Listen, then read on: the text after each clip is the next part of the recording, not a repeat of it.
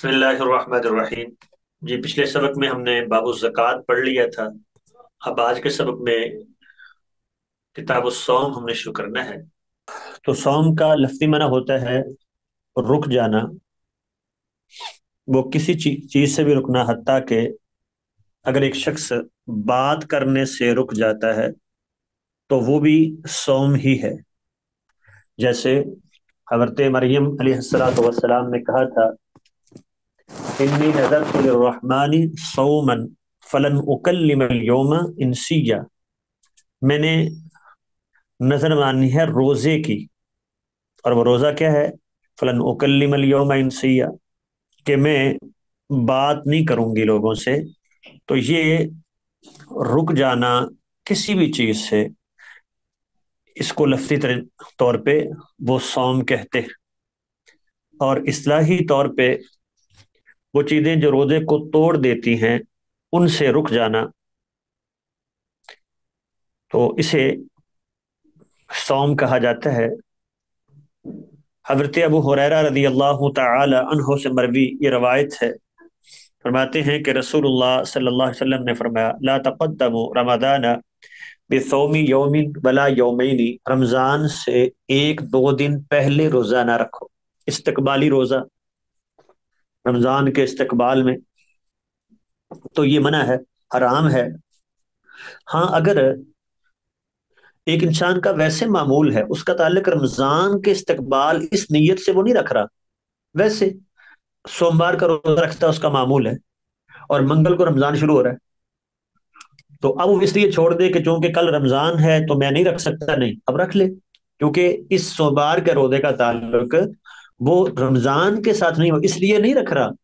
कि रमजान की मुनासबत से, वो तो उसका मामूल है कि वो पीर का रखता है और मंगल को रमजान शुरू हो गया। वो जुमेरात का रखता है, बुध को रमजान, वो जुमे को रमजान शुरू हो रहा है। तो इसी तरह 13, 14, 15 का वो रोजा रखता है अगर, तो अगर वो 13, 14, 15 के अयाम वो आगे हैं कि जिनमें कहा है रोजा ना रखो, तो कोई हर्ज नहीं है, वो रख सकता है। बस हफ्ते का दिन है तो रख ले भाई, क्योंकि अब वो हफ्ते की वजह से नहीं रख रहा, बल्कि वो तो अयाम 20 की वजह से रख रहा है। तो ऐसे ही ये है। अगली रवायत है, हजरत अम्मार बिन यासिर रदी अल्लाह तआला अन्हु फरमाते हैं कि नबी करीम अलैहिस्सलातु वस्सलाम ने फरमाया, मन सामल यौम अल्लज़ी युशक्कु फीही फ़क़द असा अबल कासिम। जिसने शक के दिन का रोजा रखा कि पता नहीं शायद चांद नजर आ गया हो, इन्होंने ऐलान ना किया हो जैसे हमारे यहाँ होता है, या बादल थे, मुमकिन है यहाँ बादल हैं, हकीकत में चांद जो है वो नजर आ गया हो, तो मुझे रख लेना चाहिए। चलो ऐलान हो गया तो ठीक है, ना हुआ तो मैं नफली समझ लूंगा, ठीक है। या ये है कि वो माहिरीन फल्कियात तो ये कह रहे हैं कि चांद नजर आ जाएगा, इम्कान पूरा है, तो वो एहतियातन रोजा रख लिया जाए। तो ये एहतियाती रोजा या शक के दिन का रोजा जिसने रखा, फ़क़द असा अबुल कासिम, उसने रसूल सल्लल्लाहु अलैहि वसल्लम की नाफरमानी की। इसलिए कि शरीयत हमें सीधा सीधा हुक्म देती है, सोमो लिरुयतिही व अफ्तिरू लिरुयतिही। रख के रोजा, चांद देख के रोजा रखो, देख के छोड़ो। हमें ये मुकल्लफ बनाया ही नहीं गया कि असल में क्या है। हम मुकल्लफ हैं जो हमें नजर आया, ठीक है। जो अगर हमें नजर नहीं आया तो बस अल्लाह के यहाँ हम इसके जवाबदेह भी नहीं है, ठीक है, क्यों नहीं नजर आया। तो इसलिए रोजा, चांद देखें तो रोजा रखें, देखें तो छोड़ें। अगली रवायत है, हजरत अब्दुल्लाह इब्न उमर रदी अल्लाह तआला अन्हुमा फरमाते हैं, समिअतु रसूल अल्लाह सल्लल्लाहु अलैहि वसल्लम, मैंने अल्लाह के नबी से सुना, यक़ूल, फरमा रहे थे, इदा रअयतुमूहु फसूमू, जब तुम देखो चांद को तो रोजा रखो, व इदा रअयतुमूहु, और जब देखो चांद अगला, फअफ्तिरू, तो इफ्तार करो, छोड़ दो रोजा रखना। फ़इन गुम्मा अलैकुम, अगर बादल आ जाए, मौसम अबर आलूद हो जाए, फ़क़दुरू लहू, तो अंदाजा लगा लो। और इसी का मान आगे किया गया है कि फिर 30 दिन पूरे कर लो। वो शाबान चल रहा है तो शाबान के 30 दिन पूरे करके फिर रोजा शुरू करो। एहतियात के नाम पर एहतियाती रोजा, शक का रोजा, ये रखना दुरुस्त नहीं है। और मुस्लिम के अल्फाज ये हैं, फ़इन उग़मिया अलैकुम, अगर बादल आ जाएं, فقدروا لہ ثلاثین، تو 30 دن کا اندازہ کر لو، 30 دن پورے کر لو۔ اور بخاری کے الفاظ اور بھی واضح ہیں، فَأَكْمِلُوا الْعِدَّةَ ثَلَاثِينَ، تو 30 کی گنتی پوری کر لو، یعنی شعبان کے 30 دن پورے کر لو۔ اور صحیح بخاری میں ہی حضرت ابو ہریرہ رضی اللہ تعالی عنہ کی حدیث کے الفاظ بھی مزید واضح، فَأَكْمِلُوا عِدَّةَ شَعْبَانَ ثَلَاثِينَ، تو پھر شعبان کی 30 دن کی گنتی پورے کر لو، یعنی اگر نہیں نظر آیا تو پھر شعبان 30 پورا کر لو۔ اب 31 کا تو ہوتا نہیں، اس کے بعد تو پھر دیکھنے کی ضرورت بھی نہیں ہے، جب شعبان 30 دن کا ہو گیا تو اگلا روزہ ہے ہی، تو اس لیے شعبان کے 30 دن پورے کر لو۔ تو یہی بات ہم کر رہے تھے کہ شریعت نے ہمیں اس کا مکلف بنایا ہی نہیں ہے کہ ہم دیکھیں شاید ایسا ہوا، اگر ہوا تو پھر احتیاطاً رکھ لوں تاکہ میرا رہ نہ جائے، نہیں، ہم اس کے مکلف ہے جو ہم نے دیکھا۔ اگر ہمیں نظر نہیں آیا تو ہمیں تو کوئی گناہ نہیں ہے اس کا، کہ تھا حقیقت میں نظر آ گیا تھا نہیں رکھا، تو کیوں ہم اس شک میں پڑیں۔ حضرت عبداللہ ابن عمر رضی اللہ تعالی عنہما فرماتے ہیں، ترا الناس الہلال، لوگوں نے چاند دیکھنے کی کوشش کی، سب لوگوں نے دیکھا، تو فاخبرت النبی، حضرت ابن عمر فرماتے ہیں میں نے اللہ کے نبی کو بتایا، انی رأیتہ، کہ میں نے دیکھ لیا، مجھے نظر آ گیا، تو فصام، آپ نے خود بھی روزہ رکھا، وَأَمَرَ النَّاسَ بِصِيَامِهِ، اور لوگوں کو بھی روزہ رکھنے کا حکم دیا۔ اس سے کیا معلوم ہوا کہ اگر ایک سکہ آدمی اگر گواہی دے دے، مسلمان ہے، کہ اس نے چاند دیکھ لیا ہے، تو اس کی گواہی پر روزہ رکھا جائے گا۔ بعض لوگ یہ کہتے ہیں کہ نہیں جی، پوری ایک جماعت ہو، جمع غفیر ہو، ٹھیک ہے، اسی لیے ہمارے ہاں کیا ہوتا ہے جی، ایک گواہی موصول ہو گئی ہے، 2 شہادتیں موصول ہو گئی ہیں، 3 شہادتیں موصول ہو گئی ہیں، بعض اوقات 3 شہادتیں موصول ہوتی ہیں، پھر بھی اعلان نہیں کرتے کہ ابھی جی وہ زیادہ لوگ نہیں ہوئے۔ حالانکہ اگر ایک آدمی وہ گواہی دے دے کہ چاند اس نے دیکھ لیا ہے، آدمی قابل اعتماد ہے، تو اس ایک آدمی کی گواہی پر ہی روزہ رکھا جائے گا۔ جیسے یہاں ایک بندے نے حضرت عبداللہ بن عمر رضی اللہ تعالی عنہما نے صرف خبر دی ہے، اور آپ نے ان کی بات کو مانتے ہوئے لوگوں کو روزہ رکھنے کا حکم دیا ہے، خود بھی رکھا ہے۔ اگلی روایت ہے حضرت عبداللہ بن عباس رضی اللہ تعالی عنہما فرماتے ہیں، ان اعرابیا جاء الی النبی، ایک دیہاتی شخص اللہ کے نبی کے پاس آیا، اس نے کہا جی انی رأیت الہلال، میں نے چاند دیکھ لیا تھا، کل رات میں نے دیکھا تھا، اب ان کو نظر نہیں آیا، مدینہ میں تھے، وہ باہر سے آ رہا تھا، جیسے یہاں بادل ہوں، وہاں جو جہاں سے وہ آ رہا ہے وہ صاف ہے، چاہے قریب ہے گاؤں کو، تو اس نے آ کے بتایا جی میں نے تو رات دیکھ لیا تھا۔ فرمایا اتشہد ان لا الہ الا اللہ،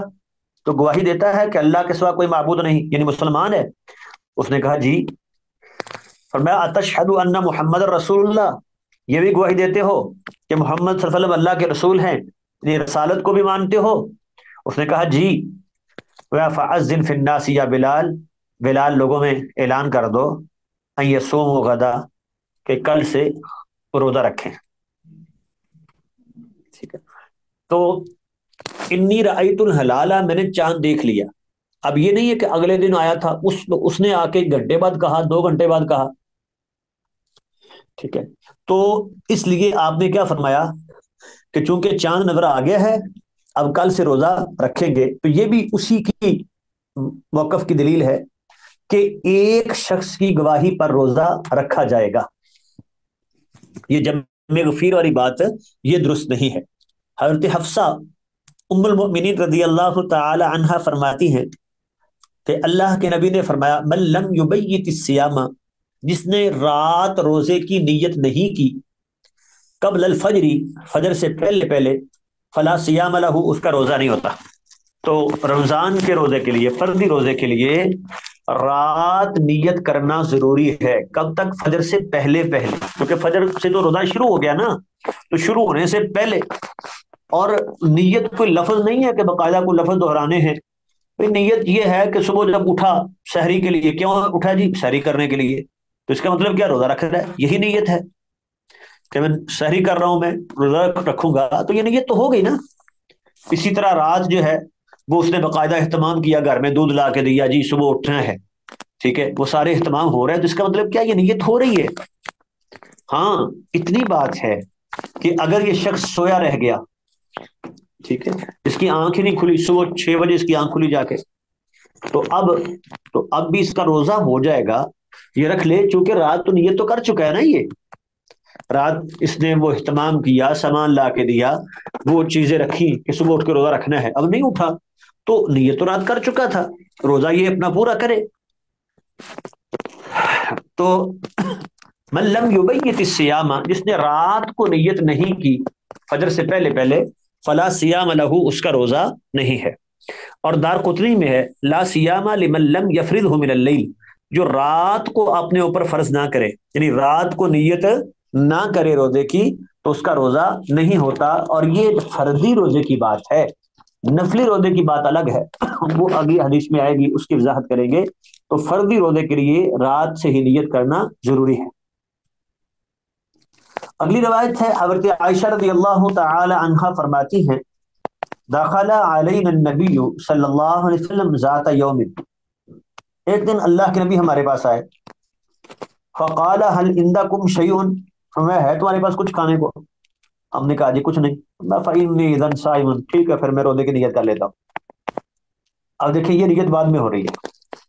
ثم اتانا یوما آخر، پھر کسی دوسرے دن آئے، فقلنا، ہم نے کہا، اہدی لنا حیث، ہمیں حلوہ جو ہے تحفہ دیا گیا ہے، میں ارینی ہی، دکھاؤ مجھے، فلقد اصبحت صائما، میں صبح میں نے روزے کی نیت کی ہوئی تھی، روزے سے تھا میں، فاکل، آپ نے کھا لیا۔ دو باتیں اس حدیث سے معلوم ہوئی کہ نفلی روزے کی نیت بعد میں بھی ہو سکتی ہے، ٹھیک ہے، وہ صبح اٹھا، نیت نہیں تھی، بعد میں بھی کچھ کھایا پیا نہیں، ارادہ کر لے چلو میں روزہ بنا لیتا ہوں، تو ٹھیک ہے بنا سکتا ہے، وہ زوال سے پہلے نیت کر لے۔ اور اگر نفلی روزہ رکھا ہے تو چھوڑ دے تو بھی اس پر کفارہ نہیں ہے کچھ۔ یہاں دیکھیں آپ نے کہا میں نے روزے کی نیت کی تھی پھر چھوڑ دیا، تو نفلی روزہ ہے، جب اثر رکھنا فرض نہیں ہے تو اس کی قضائی دینا بھی فرض نہیں ہوگی، بعد میں دل کرتا ہے تو قضائی دے لے، نہیں کرتا تو نہ دے، یہ قضائی اس پر ضروری نہیں ہے، نفلی روزہ رکھنے کے بعد بھی یہ چھوڑ سکتا ہے۔ اگلی روایت ہے، سہل بن سعد رضی اللہ تعالی عنہما فرماتے ہیں، ان رسول اللہ صلی اللہ علیہ وسلم، اللہ کے نبی نے فرمایا، لا یزال الناس بخیر، لوگ ہمیشہ خیر پہ رہیں گے، ما عجل الفطر، جب تک وہ افطار میں جلدی کرتے رہیں گے۔ تو سورج غروب ہونے کے فوراً بعد افطاری کر لینا، یہ احتیاط کے نام پہ جو لوگ وہ لیٹ کرتے رہتے ہیں، اور بعض لوگ تو ویسے ہی 10 منٹ 15 منٹ بعد شروع کرتے ہیں روزہ افطار کرنا، کہ جی اندھیرا آ جائے تھوڑا سا پھر جو ہے وہ روزہ چھوڑیں گے، کیوں جی لیل کا لفظ آیا ہے، اور لیل جو ہے رات، وہ اندھیرا جب آئے گا تو شروع ہوگی، حالانکہ جب سورج غروب ہو گیا تو بھئی دو ہی تو چیزیں ہیں، سورج نکل آیا تو دن، سورج غروب ہو گیا تو رات ہے، بس سیدھی سیدھی بات ہے۔ وہ کہتے ہیں نہیں، دیکھو جیسے سورج نکلنے سے پہلے کچھ دیر تک جو ہے نا وہ دن ہوتا ہے، روشنی آ جاتی ہے، ابھی سورج نہیں نکلتا، تو ایسے ہی سورج غروب ہونے کے بعد بھی گویا کہ کچھ دیر تک وہ دن رہتا ہے، جب تک وہ اندھیرا نہیں چھاتا، تو لہٰذا وہ جب اندھیرا چھا جائے گا تو ہم روزہ وہ چھوڑیں گے، اس سے پہلے نہیں۔ تو یہ موقف ٹھیک نہیں ہے، جب سورج غروب ہو گیا تو بس روزہ افطار کا ٹائم ہو گیا، تو لوگ خیر پر رہیں گے جب تک وہ افطاری میں جلدی کرتے رہیں گے۔ اور ترمذی میں حضرت ابو ہریرہ رضی اللہ تعالی عنہ سے مروی روایت ہے، وہ اللہ کے نبی سے بیان فرماتے ہیں کہ اللہ رب العالمین نے فرمایا، حدیث قدسی، احب عبادی الیہ، مجھے زیادہ محبوب بندے میرے ہاں، اعجلہم فطرہ، جو افطاری میں جلدی کرنے والے۔ تو جلدی سے مراد یہ نہیں ہے کہ وقت سے پہلے، یہ ہے کہ جب وقت ہو گیا تو اس کے بعد جو ہے وہ محض احتیاط کے نام پہ جو ہے وہ لیٹ نہیں کرنا، بلکہ وہ افطاری میں جلدی کرتے ہیں، تو اللہ کو یہ محبوب لوگ ہیں۔ اگلی روایت ہے، حضرت انس ابن مالک رضی اللہ تعالی عنہ فرماتے ہیں کہ نبی کریم علیہ الصلاۃ والسلام نے فرمایا، تسحروا، سحری کیا کرو، فإن فی السحور برکہ، جو کہ سحری میں بڑی برکت ہوتی ہے۔ تو سحری کرنا یہ برکت ہے، تو سحری کرنی چاہیے، ٹھیک ہے۔ وہ چونکہ یہود و نصارہ جو ہیں وہ سحری کا اہتمام نہیں کرتے تھے، تو اسی لیے آپ نے فرمایا تھا کہ ہمارے اور ان کے روزے کے درمیان جو فرق ہے وہ اکلت السحور، وہ سحری کا کھانا ہے، تو سحری کرنی چاہیے۔ کیونکہ ویسے بھی اس میں انسان کے لیے عاجزی ہے نا، وہ اپنی اکڑ نہیں دکھاتا، مجھے 2 دن نہ کھاؤں مجھے فرق نہیں پڑتا، کہ یہ کہتا ہے یا اللہ اتنا تو تیرا حکم ہے، میں تو اتنا بھی برداشت نہیں کرتا، لیکن تیرا حکم ہے، میں نے صبح سے لے کے شام تک وہ بھوکا پیاسا رہ لیا، اب جو ہی تیری طرف سے اجازت آئی ہے تو میں کمزور ہوں، بس اب میں جو ہے وہ مزید اپنے آپ کو وہ اکڑ کا مظاہرہ نہیں کرتا، نہیں مجھے تو کوئی فرق نہیں پڑتا۔ تو اللہ کو یہ عاجزی بھی پسند ہے، اور اس میں اسی عاجزی کا اظہار ہے۔ تو سلمان ابن عامر الضبی رضی اللہ تعالی عنہ فرماتے ہیں، نبی کریم علیہ الصلاۃ والسلام سے بیان کرتے ہوئے فرمایا، اذا افطر احدکم فلیفطر علی تمر، جب تم میں سے کوئی افطاری کرنا چاہے اسے چاہیے کہ وہ کھجور کے ساتھ کرے۔ کہتے ہیں اس لیے کہ خود سارا دن جو ہے نا انسان جو بھوکا پیاسا رہتا ہے، تو ایک تو اس کو کمزوری ہو جاتی ہے، تو کھجور جو ہے وہ معدے کو تقویت دیتی ہے، اعصاب کو تقویت دیتی ہے، اور وہ جو جسم میں کمزوری آ گئی ہے نا یہ اس کو پورا کر دیتی ہے، ٹھیک ہے۔ تو اس لیے شریعت کی ہر بات میں حکمت ہے۔ تو فَإِن لَمْ يَجِدْ، اگر وہ نہ پائے کھجور، فَلْيُفْطِرْ عَلَىٰ مَاءٍ، تو پانی کے ساتھ کر لے، فَإِنَّهُ طَهُورٌ، وہ بھی پاک ہے۔ تو اگر یہ نہیں ہے تو پھر پانی کے چند گھونٹ لے لے، اس سے روزہ افطار کر لے، تو یعنی سب سے بہترین یہ ہے کہ انسان کھجور کے ساتھ افطاری کرے۔ اگلی روایت ہے، حضرت ابو ہریرہ رضی اللہ تعالی عنہ فرماتے ہیں، نہا رسول اللہ صلی اللہ علیہ وسلم عن الوصال، اللہ کے نبی نے وصال سے روکا۔ وصال کا مطلب کیا ہوتا ہے؟ بغیر افطار کیے اگلا روزہ، سحری بھی نہیں افطاری بھی نہیں، 2 دن 3 دن اکٹھا روزہ۔ فقال رجل من المسلمین، مسلمانوں میں سے ایک شخص نے کہا، فإنك تواصل یا رسول اللہ، اللہ کے نبی آپ تو وصال کرتے ہیں، ہمیں آپ روک رہے ہیں کہ وصال نہ کرو، آپ خود کرتے ہیں۔ تو فرمایا، وَأَيُّكُمْ مِثْلِي، تم میں سے میرے جیسا کون ہے؟ انی ابیت، میں تو رات گزارتا ہوں، یطعمنی ربی ویسقینی، میرا رب مجھے کھلاتا اور پلاتا ہے، تو میرا رب مجھے کھلاتا اور پلاتا ہے۔ بعض نے تو اس کا ظاہری معنی لیا کہ رسول اللہ صلی اللہ علیہ وسلم کا یہ خاصہ ہے کہ اللہ تعالیٰ آپ کو کھلا پلا دیتے تھے، اس لیے آپ وصال کر لیا کرتے تھے، جبکہ دوسرا موقف یہ ہے کہ نہیں، یہاں کھلانے پلانے سے مراد یہ ہے کہ وہ روحانی قوت اور طاقت اللہ عطا کر دیتا ہے جو کھانے سے آتی ہے، جو انسان اللہ کی عظمت کی طرف جو ہے وہ یوں رغبت کرتا ہے، اس میں یہ یوں غور و فکر کرتا ہے کہ انسان وہ دنیا مافیہ سے بے خبر ہو جاتا ہے۔ جیسے دیکھیں نا، آپ کوئی اپنی پسندیدہ چیز کوئی پڑھ رہے ہوں، کوئی چیز دیکھ رہے ہوں، تو وقت گزرنے کا احساس نہیں ہوتا، ٹھیک ہے۔ بعض اوقات ایک ایسی چیز سامنے آ گئی جس پہ انسان کو بڑا شغف ہے، بڑا انسان کو اس طرف جو ہے وہ تعلق ہے اس سے، تو پوری توجہ اس طرف ہو جائے تو وقت گزرنے کا احساس نہیں ہوتا، گھنٹوں گزر جاتے ہیں، ٹھیک ہے۔ تو ایسے ہی رسول اللہ صلی اللہ علیہ وسلم چونکہ اللہ رب العالمین کی وہ عظمت میں یوں اس میں غور و فکر میں یوں جو ہے وہ مشغول ہو جاتے کہ وہ وقت گزرنے کا احساس ہی نہ ہوتا، تو گویا کہ وہ تقویت، وہ قوت جو کھانے پینے سے ملنا تھی وہ اللہ نے روحانی طور پہ دے دی۔ تو یہ مراد ہے، انی ابیت یطعمنی ربی یسقینی، میں رات گزارتا ہوں، میرا رب مجھے کھلاتا اور پلاتا ہے۔ فلما ابوا ان ينتهوا عن الوصال، جب انہوں نے وصال سے باز آنے سے انکار کر دیا، بعض اوقات ہوتا ہے نا کہ انسان بات تو سنتا ہے لیکن اس پہ مطمئن نہیں ہوتا، تو ایسے ہی تھا کہ اللہ کے نبی خود رکھ رہے ہیں اور ہمیں روک رہے ہیں۔ تو واصل بہم یوما، آپ نے ان کے ساتھ ایک دن وصال کیا، ثم یومن، پھر اگلے دن بھی کیا، ثم رأوا الہلال، پھر چاند نظر آ گیا، فقال، تو آپ نے فرمایا، لو تأخر الہلال، اگر یہ چاند لیٹ ہو جاتا نا نظر آتا آج بھی، لزدتکم، میں تمہیں اور وصال کرواتا، تمہیں پتہ چلتا کیسے تم کہہ رہے ہو ہم نے وصال کرنا ہے۔ کل منکر لہم، یہ گویا کہ آپ نے ان کو سزا کے طور پہ کہا تھا، حین ابو، جب انہوں نے انکار کر دیا تھا نا باز آنے سے، تو اس لیے آپ نے بطور سزا انہیں یہ وصال کروایا۔ تو اس سے 2 باتیں معلوم ہوئی، ایک تو یہ ہے کہ وصال کرنا پسندیدہ نہیں ہے، کیونکہ یہ اپنے آپ کو بلا وجہ مشقت میں ڈالنا یہ کوئی نیکی نہیں ہے، بلکہ رسول اللہ صلی اللہ علیہ وسلم کا عمل کیا تھا؟ ما خیر رسول اللہ صلی اللہ علیہ وسلم، نہیں اختیار دیا گیا اللہ کے نبی کو بین شیئین، دو چیزوں میں، الا اختار ایسرہما، مگر آپ نے ہمیشہ آسان کو اختیار کیا۔ تو آسانی تو اسی میں ہے نا، یہ اپنے آپ کو مشقت میں ڈالنا ہے، یہ کوئی پسندیدہ نہیں ہے، البتہ حرام نہیں ہے، اس لیے کہ اگر حرام ہوتا تو بطور سزا بھی آپ ان سے نہ کرواتے،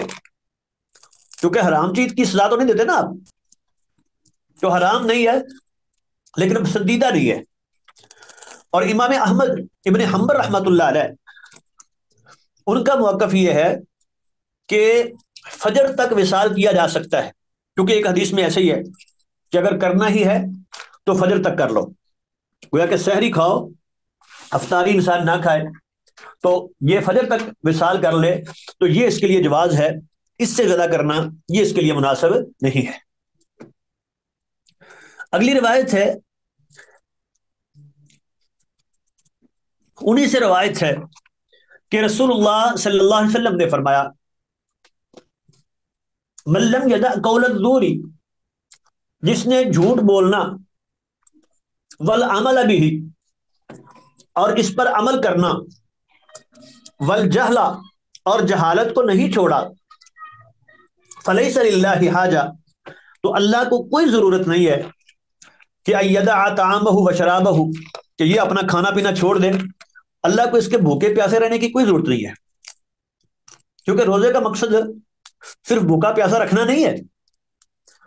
یہ صوم کا منع رکنا تھا، یہ کنٹرول دینا کہ اپنی زبان کو بھی روک لے،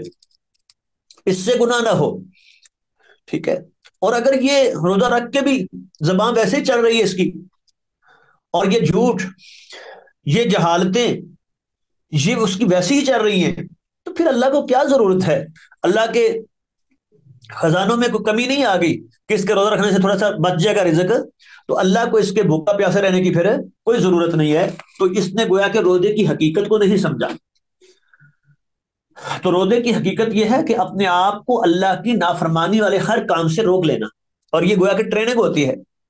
کہ انسان رمضان کے ایک مہینے میں یہ ٹریننگ کرتا ہے۔ اگلی روایت ہے، حضرت عائشہ رضی اللہ تعالی عنہ فرماتی ہیں، کان رسول اللہ صلی اللہ علیہ وسلم یکبر وہو صائم، آپ روزے کی حالت میں بوسہ دے لیتے، ویباشر، اور ساتھ معانقہ کرنا، جسم سے جسم کا مس ہونا، یہ معانقہ بھی کر لیتے روزے کی حالت میں، وَلَكِنَّهُ كَانَ أَمْلَكَكُمْ لِإِرْبِهِ، لیکن آپ سب سے زیادہ اپنی خواہش پر کنٹرول رکھنے والے تھے۔ تو مطلب یہ ہے کہ جس شخص کے لیے گناہ میں پڑنے کا اندیشہ نہ ہو، اسے اپنے اوپر کنٹرول ہے اتنا، تو اس کے لیے تو جائز ہے کہ روزے کی حالت میں وہ ایسا کر لے، لیکن اگر یہ ہے کہ پھر کنٹرول نہیں رکھ پائے گا، اس کے روزہ ٹوٹنے کا اندیشہ ہوگا، تو پھر ایسے شخص کو بچنا چاہیے، وہ روزے کی حالت میں بیوی کے ساتھ جو ہے بوس و کنار نہ کرے۔ اگلی روایت ہے، حضرت عبداللہ بن عباس رضی اللہ تعالی عنہما فرماتے ہیں، ان النبی صلی اللہ علیہ وسلم، اللہ کے نبی نے احتجم، حجامہ کروایا، بہوا محرم، آپ محرم تھے، واحتجم، اور حجامہ کروایا آپ نے، بہوا صائم، آپ روزے سے تھے۔ تو اس سے یہ معلوم ہوا کہ حالت احرام میں بھی حجامہ ہو سکتا ہے اور روزے کی حالت میں بھی حجامہ ہو سکتا ہے۔ اسی روایت سے دلیل ہے کہ روزے کی حالت میں خون دیا جا سکتا ہے، کیونکہ حجامہ کیا ہوتا ہے؟ اس میں خون نکالا جاتا ہے نا، کٹ لگا کے جسم پر، تو جسم سے خون نکلنا یہ اصل چیز ہے نا اس میں، تو خون دینا وہ بھی تو یہی چیز ہے، تو روزے کی حالت میں خون دیا جا سکتا ہے، اس سے روزہ نہیں ٹوٹتا، یہ مسئلہ اس حدیث سے سمجھایا۔ اگلی روایت ہے شداد بن اوس رضی اللہ تعالی عنہ فرماتے ہیں اللہ کے نبی عطا علی رجل بالبقیع، بقی جگہ پر ایک بندے کے پاس سے گزرے، تو ہوا یحتجم، اور وہ حجامہ کروا رہا تھا رمضان میں، تو آپ نے فرمایا افطر الحاجم والمحجوم، یہ حجامہ کرنے والے اور کروانے والے دونوں نے روزہ توڑ دیا، دونوں کا روزہ ٹوٹ گیا۔ تو اب دیکھیں دو حدیثیں بظاہر آپس میں بالکل مخالف ہیں۔ اوپر والی روایت میں ہے کہ اللہ کے نبی نے کروایا ہے، اور اس حدیث میں ہے کہ ٹوٹ گیا۔ تو بعض نے تو کہا ہے کہ یہ حدیث منسوخ ہے، ویسے یہ ٹوٹنے والی حدیث منسوخ ہے، نہیں ٹوٹتا۔ بعض نے تطبیق دی ہے، اور تطبیق کیا ہوتا ہے؟ تطبیق یہ ہوتی ہے کہ دونوں حدیثوں کا ایسا معنی بیان کرنا کہ دونوں پر عمل ہو جائے، اسے کہتے ہیں تطبیق دینا۔ تو اصل یہ ہوتا ہے جب دو حدیثیں ظاہری طور پہ ان میں تعارض ہو، حقیقت میں تو تعارض ہوتا نہیں ہے، ظاہری طور پہ جب ایسا کچھ نظر آئے تو پھر سب سے پہلے کیا کیا جاتا ہے؟ تطبیق دی جاتی ہے۔ تو وہ کہتے ہیں کہ اصل میں وہ تو اصل ہے کہ اجازت ہے۔ یہاں یہ جو بات آپ نے کی کہ دونوں کا روزہ ٹوٹ گیا، یا تو یہ کہ آپ نے وہ ایک کی کمزوری دیکھی لگوانے والے کی، کہ اب اس نے اپنے آپ کو روزہ پیش کر دیا اس کام کے لیے، اس کا روزہ برقرار نہیں رہے گا، کمزوری اس کی محسوس ہو رہی ہے۔ اور جو لگانے والا ہوتا ہے، چونکہ اس وقت حجامہ لگانے کا طریقہ یہ ہوتا تھا کہ وہ نلکی سے ایک لیتے تھے، تو زخم لگا کے تو وہاں وہ نلکی رکھ کے تو منہ کے ذریعے خون کھینچتے تھے۔ تو جب منہ کے ذریعے کھینچیں گے تو امکان ہے وہ قطرہ منہ میں چلا گیا تو روزہ ٹوٹ گیا اس سے۔ تو اس لیے فرمایا افطر الحاجم والمحجوم، ورنہ اصل بات یہ ہے کہ روزہ اس سے نہیں ٹوٹتا۔ یہ حدیث ہے حضرت انس رضی اللہ تعالی عنہ فرماتے ہیں اول ما کرہت الحجامہ، وہ سب سے پہلے جب حجامے کو ناپسند کیا گیا، اس سے روکا گیا، تو وجہ کیا تھی؟ للصائم، روزے دار کے لیے، کہ جعفر بن ابی طالب نے احتجامہ حجامہ کروایا روزے کی حالت میں، فمر بہن، تو اللہ کے نبی اس کے پاس سے گزرے تو فرمایا افطر ہذانی، ان دونوں کا روزہ ٹوٹ گیا۔ پھر ثم رخص النبی بعد فی الحجامۃ للصائم، اس کے بعد پھر اللہ کے نبی نے روزے دار کو حجامے کی اجازت دے دی، اور حضرت انس خود وہ روزے کی حالت میں حجامہ کروایا کرتے تھے۔ اب اس سے کیا معلوم ہوا کہ وہ حکم پہلے تھا، بعد میں ختم ہو گیا، منسوخ ہے وہ حجامہ والی حدیث۔ تو بعد میں جو تطبیق دی ہے، جمع کیا ہے، اور بعد میں یہ مانا ہے کہ وہ منسوخ ہو گئی تھی، پہلے حکم تھا، بعد میں پھر آسانی کر دی گئی۔ حضرت عائشہ رضی اللہ تعالی عنہا فرماتی ہیں ان النبی صلی اللہ علیہ وسلم اکتحل فی رمضان، آپ نے رمضان میں سرما لگایا، وہو صائم، آپ روزے کی حالت میں تھے۔ تو روزے کی حالت میں سرما لگایا جا سکتا ہے، روایت یہ ضعیف ہے۔ ترمذی کہتے ہیں لا یصح فیہ شیء، اس مسئلے میں کوئی حدیث صحیح ثابت کوئی نہیں ہے، ٹھیک ہے۔ لیکن بات یہ ہے کہ یہ سرمے سے روزہ ٹوٹنے کی کیا دلیل ہے؟ یہ کوئی کھانا پینا تو نہیں ہے کہ جس سے کہیں کہ روزہ ٹوٹ جائے گا، ٹھیک ہے۔ تو اس لیے اصل کی بنا پر سرما لگانے میں کوئی حرج نہیں ہے، لگایا جا سکتا ہے۔ بعض لوگ کہتے ہیں کہ روزے کی حالت میں یہ مکروہ ہے، ٹھیک ہے، لیکن صحیح بات یہ ہے کہ کوئی کراہت بھی نہیں ہے، چونکہ کوئی اس کا سبب نہیں نظر آتا نا کہ کیوں۔ وہ کہتے ہیں جی بعض اوقات ہوتا یہ ہے کہ اس کا حلق تک اثر چلا جاتا ہے، اور یہ ایسا اثر ہے جو خود کلی کا بھی ہوتا ہے، حتیٰ کہ کڑواہٹ تو جو ہے وہ اگر آپ وہ آندھی چل پڑے، آپ سفر کر رہے ہیں تو اس کا اثر بھی آپ کو حلق میں محسوس ہوتا ہے، گرد و غبار کے اٹھنے کا اثر بھی آپ کو حلق تک محسوس ہوتا ہے۔ تو یہ اثر ایسا ہی ہے اس لیے اس بنا پر روزے سے جو ہے وہ روک نہیں یہ سرمے سے روک نہیں سکتے کہ روزے کی حالت میں سرما نہیں لگا سکتے، بلکہ اس میں حرج نہیں ہے، سرما لگایا جا سکتا ہے۔ اگلی روایت ہے، حضرت ابو ہریرہ رضی اللہ تعالی عنہ فرماتے ہیں، قال رسول اللہ صلی اللہ علیہ وسلم، اللہ کے نبی نے فرمایا، من نسی وهو صائم، جو روزے کی حالت میں بھول گیا، نفلی روزہ ہو، فردی روزہ ہو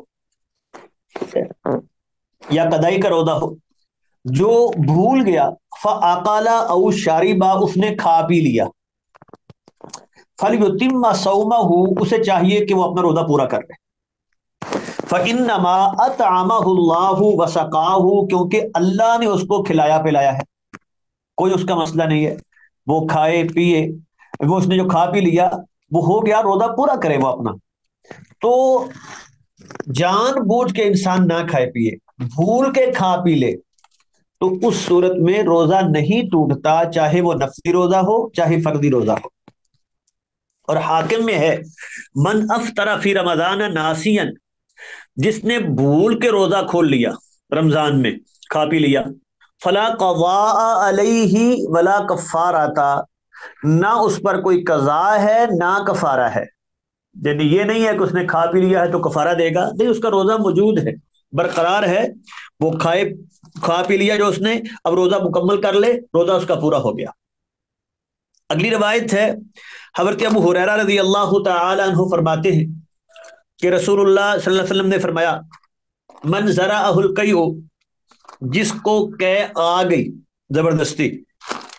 فلا قضاء علیہ، اس پر قضا کوئی نہیں ہے، یعنی قے آنے سے روزہ نہیں ٹوٹتا۔ ومن استقاء، اور جس نے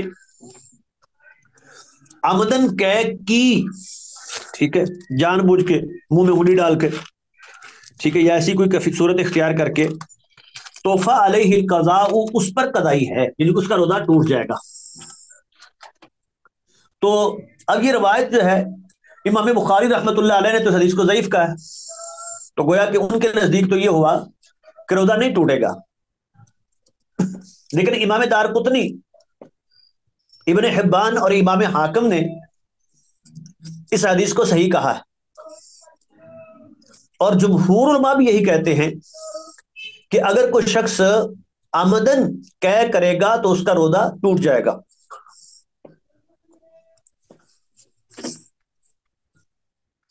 جی اگلی روایت ہے،